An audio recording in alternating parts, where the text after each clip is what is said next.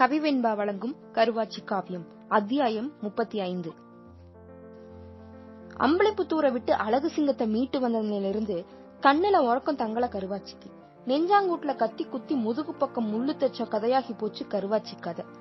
அழகு சிங்கத்தை நினைச்சா அவளுக்கு அழுகையா வருது. எதிரிகளை விழாவில குத்தி விழுந்தாட்டி கொம்புல குடல் மாலை சுத்தி வர வேண்டிய வீட்டு கரிகால இப்படி எச்சி இளமைய போய் ஈனப்பட்டு நிக்குதே. இது நெஞ்சாங்கூட்டுல பாஞ்சு நட்டு குத்தலா நிக்கிற கத்தி.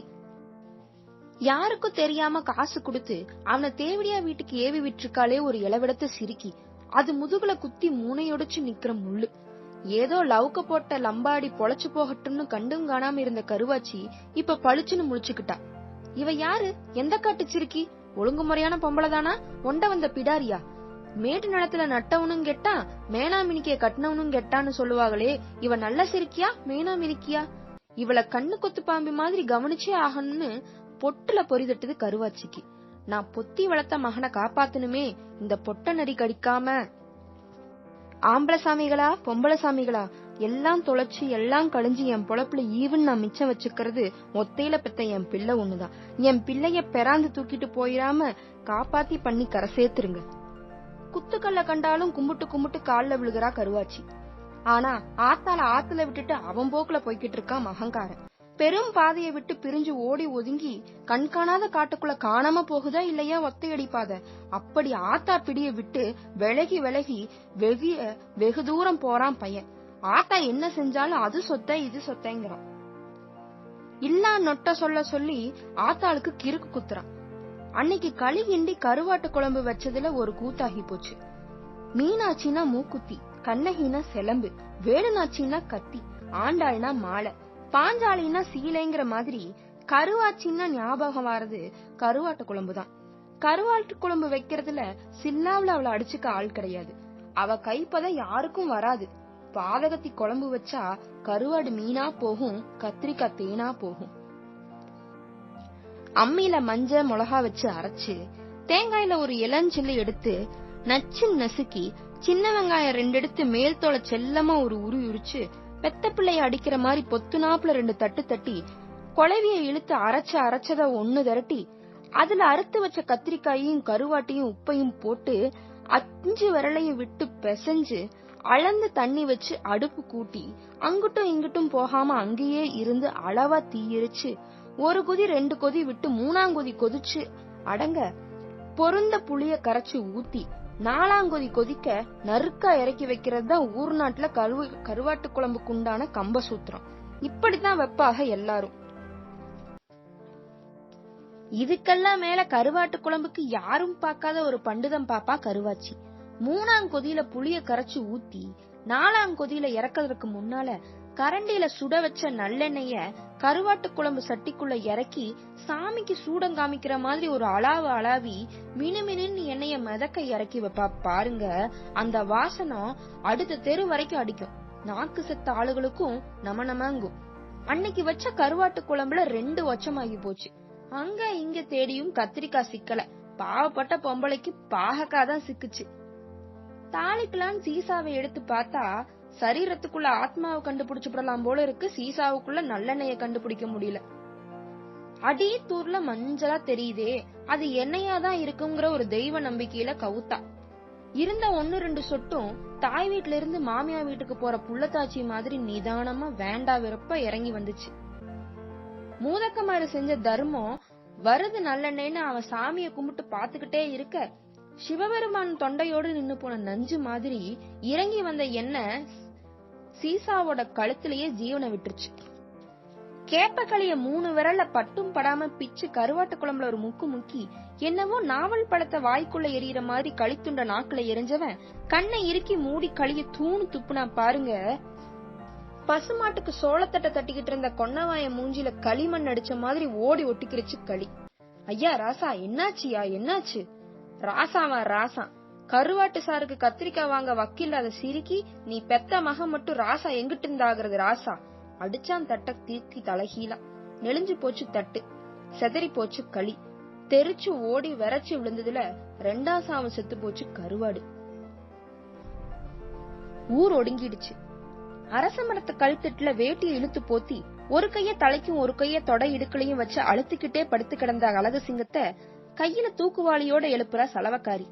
என் மகன் பட்னி கிடந்தா எனக்கு உறக்கம் வராதுன்னு உங்க நல்லாத்தா குடுத்து விட்டுச்சு, சாப்பிட்டுட்டு சட்டியை கொடு, நான் இங்கேயே இருக்கேன். திறந்து பார்த்தா சட்டி கொள்ளாம அமுக்கி அடைச்ச நெல்லு சோறு, அது மேல 2 அவுச்ச முட்டை. அவன் அலாவதியா கைய விட்டு அள்ள போனா கால் சட்டி சோத்துக்கு கீழே கரியா அடைச்சு வச்சிருக்கா திம்சு. அவன் அள்ளி திங்க திங்க சோறு மாதிரி நெஞ்சுக்குள்ள போறா திம்சு. அவன் விட்ட ஏப்ப மாதிரி அவனுக்குள்ள இருந்து வெளியேறா கருவாச்சி. லட்சுமிபுரத்துல பத்ரகாளியம்மன் கோயில் திருவிழா. இந்த வருஷம் கரகாட்டமாமா. அம்பலிபுத்தூர் கனகு ஆட வராளாமா. 10-15 பஞ்சாயத்து எல்லைக்குள்ள அம்பலிபுத்தூர் கனகு பேர சொன்னா வளைஞ்ச வாழத்தண்டும் பத்திக்கிறோம். அவ கரக சுத்துனா பல பேருக்கு உலக சுத்தும். அம்பலிபுத்தூர் அண்டான்னு வயசு பைக அவளுக்கு செல்லமா வச்ச பேரு செல்லுபடியாகி போச்சு. தலையில தூக்கி வச்சதையும் சேர்த்து மொத்தம் அவளுக்கு 3 கரகம்னு சீட்டு கிழிஞ்ச சில பெருசுக சிரிச்சு சிரிச்சு பேசிக்கிருவாங்க. அம்பலிபுத்தூர் காதிரி கரகம் பாக்கணும்னு ஆசை வந்துருச்சு அழகு சிங்கத்துக்கு. சும்மா வெறுங்கைய வீசி போய் வந்துட முடியுமா? வழி செலவுக்கு வாங்கி திங்கவும் காசு வேணாமா? அடுக்கு பானைய உருட்டி பார்த்தான், அஞ்சரை பெட்டிய புரட்டி பார்த்தான், கொன்ன வாயின உருட்டி பார்த்தா ஒன்னும் கதைக்காகல. மலட்டு பொம்பளை அரச மரத்தை சுத்தி சுத்தி வார மாதிரி ஆத்தால சுத்தி சுத்தி வாரான். காய்ச்சல் நெத்தியில 10 போட்டு கட்டுல படுத்து கிடக்கா கருவாச்சி. எப்படி கேக்குறது? கையேந்தி நின்னா கேவலம், களவாண்டுட்டு போனா வீரம்னு அவன் புத்தி சொல்லுது. அவன் முந்தானையில எப்பவும் காசு முடிஞ்சு வச்சிருப்பா. முந்தானை எங்க இருக்குன்னு மோப்ப முடிச்சு முடிச்சு பாக்குறான். கண்ணுக்கு சிக்கல. புத்துக்குள்ள இருக்கிற புதையலா பாம்பு பாதுகாத்து படுத்து கிடக்குற மாதிரி முந்தானைய சுருட்டி தலையணிக்கு கீழே வச்சு அதுக்கு மேல தலைய வச்சு படுத்திருக்கா கருவாச்சி. கண்ணுக்கு சிக்காது கைக்கு எங்க சிக்க போகுது? இப்ப பிறண்டு படுப்பா, அப்புறம் பிறண்டு படுப்பான்னு பயம் மருகி மருகி நிக்கிறான். ஸ்ரீரங்கத்துல ரங்கநாதர் ஒரு கழிச்சு படுத்த மாதிரி படுத்தவதான். ஆடல அசையல. முந்தானையில முடிஞ்ச காசை முழுசா எனக்கு குடுத்துரு, பாதிய உண்டில்ல போடுறேன்னு பத்ரகாளியம்மனுக்கும் நேர்ந்துகிட்டான். அந்த 3 தலைமுறை கண்ட கைத்து கட்டுல உரிச்ச ஆட்டுக்கோடலும் சரியும் பாருங்க. அப்படி கயிறு ஒழுகி நிக்கிற கட்டுல அது. அவன் நேர்ந்தது வீண் போகல. பத்ரகாளியம்மன் பார்வை பட்டுருச்சு. தலகாணியை விட்டு தப்பிச்சு கைத்து கட்டில் ஓட்ட வழியா இப்ப தொங்குதையா முந்தான முடிச்சு. அது ஆட ஆட அழகு சிங்க ஆவியே ஊஞ்சலாடுது. கட்டிலுக்கு கீழே தலைய கொடுத்து கத்திய வச்சு ஆத்தா முந்தானைய அறுத்து போட்டு பார்த்தா 2 கால் ரூபாய் ஈனி இழிக்குது.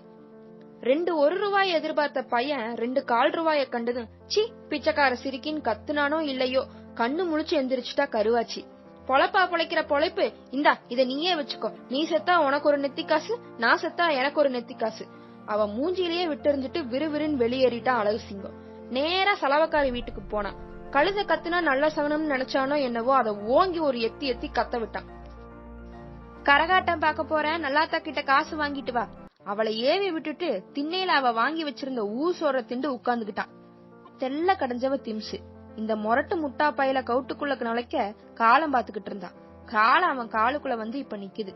ஒரு தீக்குச்சி இருந்தா கரடு கிட்ட தப்பிச்சுக்கலாம், மரமேற தெரிஞ்சா புலிகிட்ட தப்பிச்சுக்கலாம், பள்ளத்துல இறங்கிட்டா யானை கிட்ட தப்பிச்சுக்கலாம், போடாம திரும்பி பார்க்காம நின்னு நிதானமா போனா நாய்கிட்ட தப்பிச்சுக்கலாம். இப்படியெல்லாம் தெரிஞ்சவளுக்கு காசும் கரித்தனையும் கொடுத்தாதான் இந்த மொரட்டு முட்டா பையக்கிட்ட இருந்து தப்பிக்க முடியும்னு தெரியாதா? பச்சை 5 ரூபாய பார்த்தா பகவான பாக்குற மாதிரி இருக்கிற காலத்துல முழு 2 ரூபாய தூக்கி கரகாட்டம் பாடுறா மகனேன்னு குடுத்து விட்டுட்டா. சோத்துலம் பல்ல வெட்டி காசுல மூடி போட்டா. கால நகர நகர அவ காயும் நகருது. கட்டையன் கூட்டாளிகளை வேரோட வெட்டி விட திட்டம் போட்டா திம்சு. 2-3 வருஷத்துல சாதிச்சும் போட்டா. கட்டையன் கண்ணுல எப்பப்ப கங்கு தெரியுதோ அப்பப்ப எண்ணெய ஊத்தி எரிய விட்டா. மாமா, கூட்டாளிய பத்தி குறை சொல்றேன்னு சிரிக்கின்னு கோச்சுக்கிறாதீங்க. உங்க பாண்டி பையன் பார்வை சரியில்லை. எப்பவும் என்னைய கண்ணை பார்த்து பேசாம கழுத்துக்கு கீழேயே பார்த்து வெறிச்சு நிக்கிறான் பையன். அவன் சீட்டை கிழிச்சா அன்னையிலிருந்து. உங்க உலக்கைய ஒரு கடங்கார பையன். நீ இல்லாத நேரமா பார்த்து வந்து காசு குடு காசு குடுன்னு குறும்பைய ஆணியில் கடிக்கிற மாதிரி காதோர வந்து கரிச்சு கரிச்சுங்கிறான். அன்னைக்கு இருந்து வீட்டுக்குள்ள சேர்க்க விடாம உலக்கையன விளக்குனான். மாமோய், எப்ப தண்ணி மோந்து குடுத்தாலும் இந்த பன்னியாம்பேர சொம்புக்குள்ள கைய விட்டு என் விரல கில்லாம வாங்குறான் இல்ல. அன்னைக்கு இருந்து ஓஞ்சு போச்சு அவன் கதையும். நடதளந்து போனாரு சடையத்தேவரு. சாராயமும் ஈரலும் போதும்னு சாஞ்சு கிடக்கான் கட்டையன்.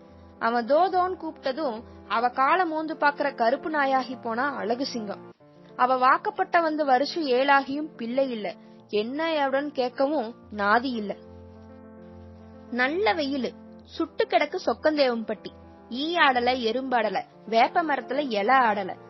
அகமலையில கட்டி கொடுத்த மக வீட்டுக்கு சொக்கந்தேவம்பட்டி வழியா போற குப்பண்ணம்பட்டி கிளவி ஒருத்தி கருவாச்சி வீட்டு வேப்ப மரத்து நிழல்ல ஒதுங்கி வேர்வைய தொடச்சு அதே முந்தானில விசிறிக்கிட்டு இருந்தா. வாழைப்பழம் ஒரு கையிலையும் வடை ஒரு கையிலையுமா வாங்கி இந்த ஊரை ஆள வந்த மகாராணி நான் தானாக்குன்னு திடுதிடும்னு அந்த வழியா எட்டு வச்சு போறா திம்சு. குறுகுறுகுறுன்னு அவளையே பார்த்தா கிளவி, திரும்பி திரும்பி கிளவியே பார்த்தா திம்சு. படக்குன்னு தலைய கவுந்து விசுக்குன்னு எட்டு வச்சு வெரசா ஓடி ஒளிஞ்சு போனான். முதுகு தண்ணில சிலிர்னு தண்ணி அடிச்ச மாதிரி வளைஞ்ச கூணு நிமிந்து உக்காந்துக்கிட்டா கிளவி. யாரோ அசலூர் கிளவி வீட்டு வாசல்ல வேர்த்து உட்கார்ந்துருக்கா. தவிச்ச வாய்க்கு தண்ணி குடுப்போம்னு புளிச்ச தண்ணிய கொண்டாந்து கொடுத்தா கருவாச்சி. புளிச்ச தண்ணி சொம்பு வலது கையில வாங்கி வச்சுக்கிட்டு அந்த போறா பாரு லவுக்க போட்டு அவ யாருதாயின்னு கேட்டா கிளவி. திம்சு, இல்லாத்தா அவ பேரு பேயம்மா. இந்த ஊர்ல அவளுக்கு என்ன சோழி? ரெண்டாந்தாரமா வாக்கப்பட்டு வந்திருக்கா. ரெண்டாந்தாரமாவா? ஆமா, பிள்ளை இல்லாத ஒரு பெரிய வீட்டுக்கு வாரிசு கொடுக்க வந்திருக்கா. வாரிசா? கூமுட்டை எப்படி குஞ்சு புரிக்கும்? என்னாத்தா சொல்ற? ஆமாதாயி, கர்ப்பப்பை இல்லாதவை எப்படி பிள்ளை பெற முடியும்? கர்ப்பப்பை இல்லையா? நெசமாவா? பொய்யா சொல்றேன். அவளுக்கு கருக்கழிச்சவன் நானு, கர்ப்பப்பை எரிஞ்சு போச்சுன்னு சொன்னவன் நானு. நான் கும்பிடுற முனுசாமி மேல சத்தியம். நெஞ்ச புடிச்சு நின்னு போனா கருவாச்சி. கிளவிய கைய புடிச்சு இழுத்து வீட்டுக்குள்ள கூட்டிட்டு போனா. கிளவி உள்ள போனது அடைக்குது கருவாச்சி கதவு. அரவமில்லாம கமுக்கமா திறக்குது திம்சோட கடந்த கால கதவு. நன்றி. அடுத்த அத்தியாயத்தில் சந்திக்கும் வரை உங்களிடமிருந்து விடை பெறுவது கவிவெண்பா.